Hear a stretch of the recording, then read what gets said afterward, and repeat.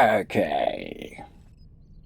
The anticorn containment field is containing. The sifting grid is sifting. No imminent crisis on the horizon. Computer, initiate night mode and begin recording. Night mode initiated. Recording activated. Hey McCluck, working late? As a matter of fact, I'm getting ready to talk about something. Really? What? About what's been bugging me about Star Trek Picard's 3rd season. Hit it! Is it going to take long? A little Gigi and I were getting ready to go to bed. You don't need to be here, Gigi. I can do this on my own. Wouldn't dream of leaving you here by yourself. Plus, we're pretty intrigued. Suit yourself. Just don't tell the commander. I doubt he'd appreciate me stepping on his turf. Our lips are sealed. Good. So first off, you need to understand that overall, I did enjoy many of the show's character moments. There were some well-written and wonderfully acted scenes throughout this season. Some made me laugh, particularly Worf's newfound funny bone. Others brought a tear to my eye, like scenes between Riker and Deanna, Geordi worried about his daughter's survival, or just Data placing his hand on Picard's shoulder.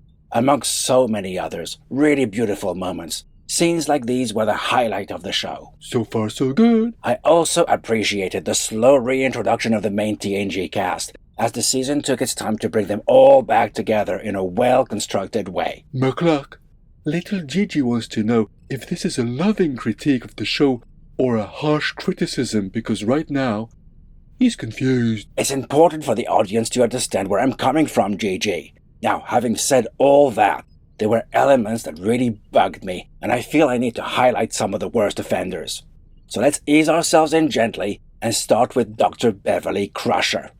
Why did she disappear for these last 20 years? Now, some people say it was because of Jack, but really? You give up your career and sever contact with all your friends and support network because you're pregnant? And go and live on the frontier, which is way more dangerous than, say, staying on Earth with a child in tow? I don't buy it. Hold on. She didn't have Jack with her at first. She sent him to boarding school in London. The boarding school angle makes no sense. Apart from the accent. Yes, apart from explaining Jack's English accent. Beverly said, unlike Wesley, she kept Jack close. Since when is chucking your kid in a boarding school keeping him close? But wherever she was and wherever Jack was, this can't be the true reason for her disappearance. Unless someone was experiencing serious abuse, they don't abandon everything and everyone when they're pregnant and go and live in a dangerous part of the universe because somehow that's a safer environment for their child. I was hoping there was going to be another reason, a better one, but I waited for it for 10 episodes and got nothing. The whole season starts on a mystery that is never resolved. Not a good start in my book. Was it such a big deal, though? Really. It was one of 2 mysteries that launched the season. 1. What trouble has Beverly got herself into? And 2. Why did she disappear and where has she been all this time? Number 2 was never touched on. But it's easy to forget that when so much happened afterwards. But let's move on. If you remember, I said I'd like the interactions between our characters. Indeed you did. In fact, you said it's what you liked the most. Right. Well, aside from one. Oh. You see, there was a particular moment that happened near the end of the 3rd episode when Riker tells Picard to remove yourself from the bridge. You've just killed us all. Yeah, that was a bit odd. Right? No matter who came up with the idea, Riker's the one who gave the order. The buck stops with him. The captain. Plus, you don't say that in front of your crew. Not much of a morale booster. But what's worse is, by the start of the next episode, he apologized and everything was right again. This out-of-character moment was used to create artificial tension for the cliffhanger, which was just manufactured twaddle, totally unbecoming of these characters. Thankfully, character-wise, this was the only thing that really stuck in my craw. Oh, cool. So that was a pretty short video. Hold on, Gigi. We're not done yet. But you said... I said, character-wise. There are other aspects that took me out of the story. Take the Changelings, for instance. Oh, I love those. They were a formidable enemy on DS9, and having them appear on Picard sure was a fun and unexpected surprise. It could have been, but they led me to do a lot of beak scratching, let me tell you. What do you mean? Let's take a look at Odo's bucket, shall we? Shaw says it's hard for changelings to maintain their non-goo false form, so they have to rest in a pot, a vase, a receptacle thing. And then he showed Seven a photo of Odo's bucket, which, amazingly, is the exact same type of bucket the changeling on board the Titan used. What's wrong with that? Only one changeling ever used a bucket, and that was Odo. And only at the start of DS9. Once he discovered what he truly was and embraced his heritage, he did away with the pot and never used it again. Plus, if you're going to be doing subterfuge spy work, you wouldn't bring a trademark changeling bucket with you, now would you? No, I guess not. You'd use whatever was at hand, or nothing at all, if you knew you didn't unconsciously ooze around in your sleep. Made me think the writers only did cursory research but didn't actually understand that species at all. It's a pretty minor thing, though. Is it, though? They've laced this season with tons of memories. Everywhere you turn was a callback to something from the franchise's past. At times, it was like walking through a museum, while giving the impression they knew this franchise inside and out, and yet they got something like that wrong? They did spread it on a big thick, it's true. But the action sequences were well done, right? About that. One really cool moment was when Jack went all super ninja commando and killed 4 changelings in seconds. Oh yeah, I love that sequence. I did too at first. But then, taking into the season-long arc's context, it didn't make sense. You see, back when that scene happened, we didn't know what was going on with Jack except that he might be linked somehow to some species, an alien woman perhaps. Or the mycelial network. Yeah, those red roots did look similar to that Discovery invention, didn't they? But no, this was not a franchise crossover event. So, somehow, that connection suddenly gives him skills he never knew he had, and a clear revulsion of changelings. Hence all the pew-pew. Except, we later learn his connection is with the Borg Queen, who is trying to get Jack to come to her. And the Queen also works with the changelings. So had she taken him over at that moment, Jack should have just gone with them instead of just killing them. In retrospect, cool though it was at the time, that moment makes no sense. Okay, we're all a bit confused now. This is actually where the universe starts to crumble, my friend. How so? Well, let's take a look at its size. Now, think about it. Wherever we look, we only ever see just a handful of people here and there. Well, Ro repatriated most of the Titan's crew to the Intrepid. Yes, that one had an in-universe explanation. But a high-security place like Daystrom Station? Empty. The Enterprise D? Empty. The ginormous Borg Cube? Empty. Well, the Queen ate all her drones. Not all of them. When data scans for life signs, we see there are still quite a few of them about. But the away team barely encounters any. And then there's the Fleet Museum. Also empty. In fact, it certainly gave the impression that Geordi was there all alone in that massive station with only his daughter for company. We never saw anyone in the background. He refers to drones, not people, fitting the deal with torpedoes. Where is everybody? So I began to wonder, who did Geordi piss off to be banished in this way? Who did he hurt? My money's on Dr. Leah Browns. That's ridiculous. Actually, that could make sense. She did have a nasty streak. Imagine her never having forgiven him for that holodeck indiscretion. Anyway, so, talking about the Fleet Museum, it's time to bring up the invisible elephant in the room. The cloaking device? What of it? Well, putting aside the idea that a museum would have a fully functioning device that could so easily be stolen. Especially since only the LaForges are working there. Exactly. But not only is this cloaking device over 100 years old, it wasn't that great a one for its time anyway. Remember this scene from The Search for Spock? There, that distortion. See it? It's getting larger as we close in. They could see the cloak's distortion with their own eyes, and 100 years of technological advancement and ever-improved countermeasures could have made this even worse. It's totally accepted that technology-wise, yesterday's impenetrable cloak is today's tattered old blanket, and yet the Titan installs that relic of a device, and they're completely and perfectly invisible to everyone. I mean, What? I never thought of it that way. And that's just one of many conundrums. In the next episode, the Titan hides in the scrapyards across the quadrant, trying to elude the whole of the Federation fleet that's after them. And that's a problem because? Oh no, it's not a problem. It's a good strategy while they realize no one's coming to help them.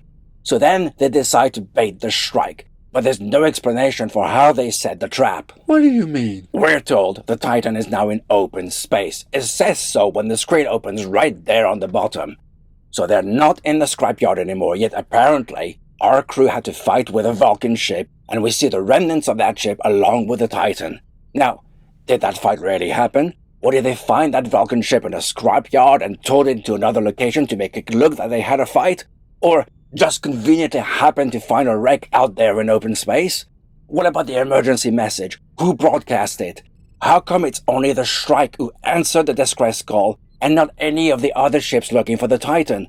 It's totally not clear what happened, and yet we're supposed to accept it as a fait accompli. I say they towed the ship. Yeah, but you don't really know. You're just guessing. And that's the point. I'm not asking the writers to tell us everything that's going on, but if you're going to set a trap, usually the best part is when the heroes explain how they're going to do it or how they've done it. We get none of that here. But did we need to know this? Oh, I don't know, Gigi. Did we need to know how the Titan got out of that nebula? That was pretty exciting. But why not just skip to them leaving it instead? Wouldn't be as much fun. Exactly my point. And who's to say this setting of the trap wouldn't have been just as fun? But the point is, we have no idea how they came across that Vulcan ship or how they devised to only trap the Strike with it, which to me is the hallmark of a badly set up story. But it gets worse. I'd like to go back to the Changelings for a moment. More bucket issues? No, it's actually worse than that. We learn in DS9 when we first encounter them that in their entire history, no Changeling has ever harmed another. That's a pretty big deal. So much so, in fact, that when Odo accidentally kills a Changeling about a year later, he's punished severely by his people. But here, Fennec just disposes of one of her crew without a second's thought. Well, they're different changelings. Yes, I wondered about that too, but frankly, that's a weak excuse. They were tortured together so they'd be even more bonded. So I initially thought maybe those bird-like people who speak a different language aren't changelings at all, but just hired muscle. And that made sense. For one episode. Later, Dr. Crusher finds a way to track the changelings, and we see two dots on the screen, Vadic and her henchmen. Soon afterwards, two meat goos are clearly seen in the turbolift, so they're both changelings, and so I'm left with two questions. 1. Why did the changelings choose different shapes and even different languages to talk to each other? That really makes no sense. And 2. Why revive a complex multi-layered enemy only to turn them into a generic bad guy who kills people under their command when they're annoyed, which we've seen a million times before? It's maddening, especially when the writers themselves hinted at so much potential. How so? When Vadic gets captured, she explained how she's different from the changelings we used to know. Oh yeah, that was a very powerful scene. Wasn't it just? And through that we learn that Section 31, and hence the Federation, had tortured and altered her, turning her into a weapon they could control, only for her to escape and seek revenge on the Federation for what they did to her. In a strong way, it humanized the character, gave her a reason for her actions, however misguided it might be, and also offered strong parallels to what countries like the United States do, funding and training factions which later become the country's dangerous enemy.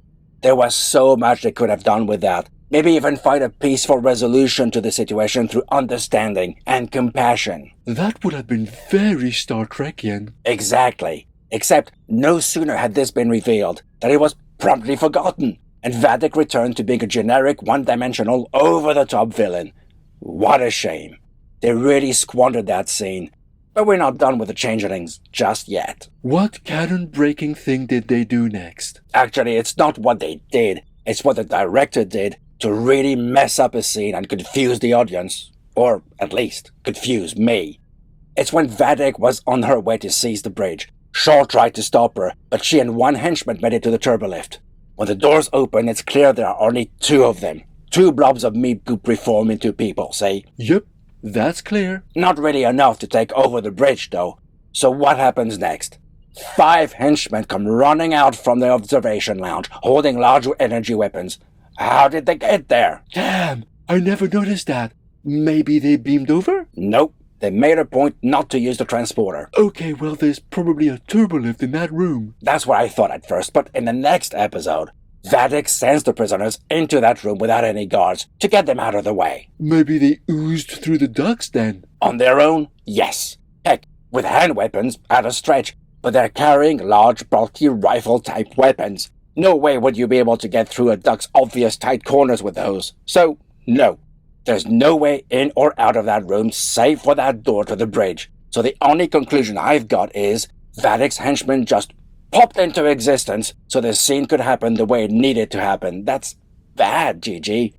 So bad. That sort of thing happens in movies. Yes, it does, when the plot's not thought through well enough. I'm sorry, but that sort of thing really irks me. And then, would you believe that it got worse? Shortly afterwards, when the tables are eventually turned, Vadic sends her henchmen down the turbolift to deal with Raffi. Now look closely. They leave holding big, hefty energy weapons. But by the time they reach Raffi, they thought, who needs energy weapons, eh? Let's use blades instead. Lucky for Raffi. Indeed, because by some amazing coincidence, she brought blades herself too. And then she kills those changelings with them. When we know they can morph in and out of anything and blades can't hurt them. They don't even change their shape to attack Raffi, or turn their arms into tentacles or anything like that, which we know they can do. What was the point of making them changelings if they don't act like changelings would? But I keep telling you, they're different changelings. Yes, they are. But we've seen these ones morph into meat goo pretty fast, and even have an arm blown off and it doesn't affect them, or kill someone with a deadly tentacle arm. But a cut from a blade and it's game over? Come on! It's like the writers keep changing the rules to suit the needs of the scene, which makes for an inconsistent universe and destroys believability. But enough about the changelings. Let's talk about the Borg. At last. At least those were well done. Well, it might surprise you, as this is a list of peeves, that I quite like the idea of a biological Borg receiver. It explains how Picard could hear the Borg in first contact, and Beverly herself said his DNA was being rewritten by the Borg tech in The Best of Both Worlds Part 2. That's the kind of expansion of the lore that's quite satisfying. So the changeling stealing Picard's body to extract that DNA technology was an interesting move.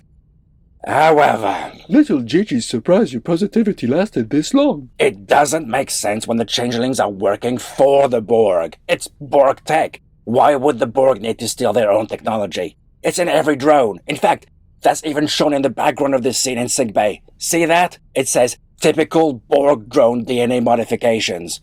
And the Queen used drones to keep herself alive, and there were still some in working order by the end, so why not get the DNA from them? Not only would it have been easier, but the Federation would have been none the wiser, since nothing would have needed to be stolen, leading to a more foolproof plan. Well, our heroes have to win, you know. That's just it. Heroes are only as good as their antagonists. If they make really stupid mistakes, it lessens the achievements of our protagonists. By the way, on a side note, putting Picard's DNA into the transporter architecture so that everyone who beams in or out gets that genetic code in them, pretty disturbing and another nail in the coffin for ever using such a device, if you ask me, but pretty cool sci-fi. Actually, let me make a note of the procedure. You see? It's not all bad. No, it's not. But it makes the crap bits even crappier. Like, there's more problems to this plan. Oh, just how worse could it get? For one, how did Jack become a transmitter? If Picard has the receiver DNA and somehow passed it on to his child, its function doesn't transform into the exact opposite, fully formed in one generation. That's not how evolution works. I'd say it was a dormant gene that activated once Picard had a child. Actually, if that's what happened, that makes this plan so ridiculous. It's decades in the making, remember, and it relies on a huge amount of luck and faith. Somehow, the Queen expected Picard to be rescued, even though at the time it was viewed by the Borg as a futile maneuver, incorrect strategy. Then, she hoped he would somehow have a child, so the dormant Borg DNA would pass on to the next generation. I see what you did there. That kid would then grow up, so the Queen can then use him years later to control her assimilated army. And all of that had to come to fruition just in time for the Federation's 250th celebration, so the fleet could be in the right place at the right time. Well, when you put it that way... Plus, how could we forget that the Queen is actually the voice of the Borg? That's the very reason for her existence. She's the one who creates order out of chaos and controls every drone. She is Vox. So why did she even need Jack at all? If you think about it even a little, it all falls apart. But we're not done yet. There's still stuff worth obliterating? Come on, we've reached the last episode now where things get really spicy. Why doesn't that sound good? It all depends on your point of view, Gigi. Okay, first, let's look at the humans. Back when the NX-01 started its adventures 250 years ago, there already was a station in orbit around Jupiter, aptly named Jupiter Station, which was still operational during the DS9 and Voyager era. So humans have been venturing and settling deep in the solar system for a long while. You'd think by the 25th century, they'd have more than Jupiter Station though so far out. There would be bases and colonies on moons throughout the solar system. I guess that makes sense. However, since we can only go with what's actually been established, we've only got Jupiter Station to work with. Yes, agreed. So where is it? How come no one from there noticed that big-ass Borg cube just inside Jupiter's red spot? Maybe it got assimilated. Not likely. Someone would have come to check what had happened if that had been the case. No, more likely it was conveniently forgotten. So now, it seems humans in the 20th century have no presence in their outer system, and no one could detect the mega cube. And yet, our heroes' long-range sensors spotted it as soon as they came out of warp. It's not like that cube just arrived. As the visions Jap kept having were all about the color red. The cube's been hiding in Jupiter's red spot since, at the very least, the start of this season. But no one noticed. Does that sound likely to you? Especially for a solar system that's repelled 2 Borg attacks in the past? No, it doesn't. And yet, that's what happened. But there's more. Worse than that? Oh yes. Like fleet formation, the new technology Starfleet uses to control all ships so they work in Borg-like unison, which uses line-of-sight communication? What the hell? What are they using? Infrared? Like a TV remote? That's absolutely ridiculous. Just as ridiculous as the Titan using its 100-year-old poor-quality cloaking device to hide from that signal. It's all just preposterous. But there's still more fun to be had. Well, you call it fun. So the Borg have assimilated the entire fleet. Well, the 200 or so ships that were there. Yeah, that was odd. The entire fleet, for such a huge galaxy-spanning union, looked pretty tiny. Seems there were more ships during the Dominion War, but whatever. Anyway, this happened by the Borg assimilating every one of the 25 who used the transporter these last few days. Okay, that's the scenario, that works, and every ship is compromised. But not Space Dock. Maybe only old fogies were working in Space Dock. Okay, weird, but it's possible. But then, why didn't the Changelings take over that station? They would have known the crew complement and acted accordingly. Actually, what happened to the Changelings? Exactly. The moment Vadic was defeated, they just swapped one bad guy for another and the Changelings totally disappeared from the action. Heck, considering how low on drones the Queen was getting, she could have done with a handful of them on the queue for protection, you know? Fair point. Speaking of, I know the Queen is wounded and not her old self anymore, but by golly, she was really stupid. In what way? Well, first of all, she lowers her Mega Cube's shield to invite Picard in. Surely she must remember what happened the last time she did that. And back then, she had more drones to protect her. Here, she had none. Not a single one. Even though we know there are still some active drones lurking in that Mega Cube. I mean, look at this thing. It's humongous. I'm sure in its heyday, it could house 1 million drones, at least. But it's pretty much empty now. Pretty much. But there are still some lurking about, is my point. And the sensible thing to do would be to keep them close to you to protect you, but no. And then the Queen dropped a clanger. What did she do? She told Picard how to defeat her. What? I kid you not. She said about Jack, only he can choose to leave now. I totally missed that when I watched it. Yep. It's like the generic bad guy saying, "You're too late. My machine will destroy the world and there's nothing you can do. Unless you press this big red button. That's silly. It's actually worse than that. First of all, since when do drones choose to leave the collective? Since when is that a thing? And also, it makes a mockery of Picard's torment when he was assimilated. They used me to kill and destroy, he said. I couldn't stop them. I should have been able to stop them. Well, Picard, it's now clear if you really wanted to, you could have, you loser. But his kid did. So he left, and everything was right with the world. No bad feelings for having killed thousands of people, done untold damage, and brought the Earth to its knees. Phew, that was a lot. Wait, there's a couple more. Just like the last episode had its Lord of the Rings multiple endings, allow me a couple more peeves. Peeve away. At the end, they capture a changeling, and we meant to assume that's how they capture them all. They just grab them, the changeling does a bit of a wobbly face, and that's it. Are you kidding me? Even if these modified changelings couldn't morph into objects or animals, Vadic showed us she could turn into meat goo in a split second to escape. But no, it's turned into a game of tag from then on. They've been touched, they give up. Ridiculous! They were just closing all the loose ends, and that was just a quick way of showing that they hadn't forgotten about the changelings. After having forgotten about them for 2 episodes, eh? But how about entrapping the discovered changelings in a force field instead? Just as quick, but at least you know he won't be able to get away. Good point. And for my last trick, what the hell happened to Laris? At the start of the season, she tells Picard she'll be saving him a seat at a great bar in Sheltok 4. We see that the show's multiple epilogues span a year after the Borg attack, and we've got absolutely no indication that Picard had any contact with her during all that time. That's cold, man. Real cold. Well, he is a robot now. The man's lost his soul.